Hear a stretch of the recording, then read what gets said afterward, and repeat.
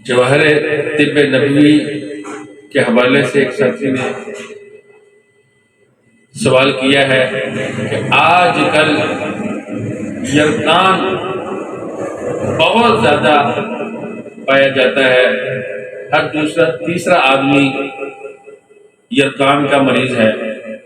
اس کے بارے میں آپ اپنا کوئی مجرب کوئی ایسی چیز بتلائیں جس کا رزلٹ اگر 100% نہیں ہے تو 70-80% تو ہونا چاہیے، یعنی محض چٹکلا نہ ہو یا ٹوٹکا نہ ہو، وہ چیز بتائے جس سے فائدہ ہو۔ تو ان کے لیے عرض ہے، آپ نے صحیح فرمایا کہ یرقان انتہائی خطرناک بیماری ہے۔ انسان جگر کے بل بوتے پر جیتا ہے، یہ میری بات ذہن نشین کر لیجیے۔ انسان جگر کے بل بوتے پر جیتا ہے۔ اللہ نہ کرے اگر جگر کام چھوڑ جائے تو انسان گیا، ختم۔ جگر نہیں، جتنا ہی غدود ناقلہ ہیں جسم کے اندر جو زہریلے فاصل مادے جسم سے نکالتے ہیں، جگر کے تحت وہ کام کرتے ہیں۔ خون کو اس کے اصلی قوام پر باقی رکھنا یہ جگر ہی کا تو کام ہے۔ غذا ہضم کروانا، جسم کے اندر جتنے بھی ہضم ہوتے ہیں جگر کے بغیر کوئی بھی نہیں ہو سکتا۔ دماغ کے اندر یہ جو روح ہے، روح کو لے کر خون پہ، جو روح خون کے ساتھ ساتھ چلتی ہے، روح حیوانی خون پہ دوڑتی ہے، یہ جگر ہی کی تو کرامت ہے۔ اگر جگر بیٹھ جائے تو روح ایک قدم بھی نہیں چل سکتی۔ دماغ کے اندر جو آکسیجن جاتی ہے، اگر جگر کام نہ کرے تو آکسیجن کہاں سے جائے گی دماغ میں؟ دماغ آکسیجن دے ہی نہیں سکتا۔ آکسیجن اگر کسی طرح وہاں پہنچا بھی دے تو آکسیجن سے فائدہ حاصل نہیں کر سکتا۔ اس لیے جگر کے معاملے کو اس کو ہلکا نہیں لینا چاہیے۔ اور جگر میں عام طور پر سب سے پہلا جو بگاڑ آتا ہے وہ پیلا یرقان جسے کہتے ہیں۔ یرقان ہو گیا، گرمی بڑھ گئی اور آنکھوں کا رنگ بھی پیلا ہو جاتا ہے، ناخن بھی پیلے ہو جاتے ہیں، جسم پیلا ہو جاتا ہے، پیشاب پیلا، جلن دار، جلن شروع ہو جاتی ہے، آنکھوں میں جلن شروع ہو جاتی ہے، اور جسم پہ خارش، جسم میں سوئیاں چبھنا شروع ہو جاتی ہے۔ یہ ابتدا ہوتی ہے۔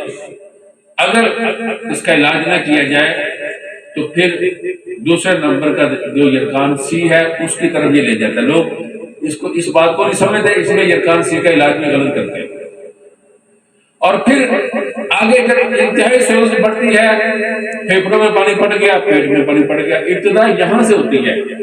بہت سے لوگ ایسے ہیں اپنی جسمانی قوت، طاقت، جوانی کے وجہ سے ان کو یہ پہلا جو درجہ یہ محسوس نہیں ہوتا۔ جلن ہوئی، ایسے کیا، چلو کوئی مسئلہ نہیں، یہ تو ہوتی رہتی۔ پیشاب میں جلن ہوئی، کوئی بات نہیں، ادھر سے کوئی ٹھنڈی چیز دی اور پی لی تھی، وہ یعنی اس کو معمولی لیتے ہیں۔ پھر پتہ چلتا ہے یرقان سی ہو گیا تھا، اتنے عرصے سے تھا۔ ابتدا اس کی یہاں سے ہوتی ہے۔ اس لیے میں آپ کو وہی چیز بتاؤں گا جس میں اللہ رب العزت آپ کو شفا دیں گے۔ آپ ذرا توجہ سے سن لینا۔ آپ نے ایسے کرنا ہے، 8 بادام لینے ہیں۔ بادام وہ لینے جو آپ نے گھر میں لا کے توڑے ہیں، اور 5 عدد آپ نے چھوٹی الائچی، سبز الائچی، 5 عدد آپ نے وہ لے لینی ہے، اور 2 چھہارے لینے ہیں۔ آپ کہیں گے چھہارے بہت گرم ہوتے ہیں، تو حکیم تو الائچی کو بھی گرم کرتے ہیں۔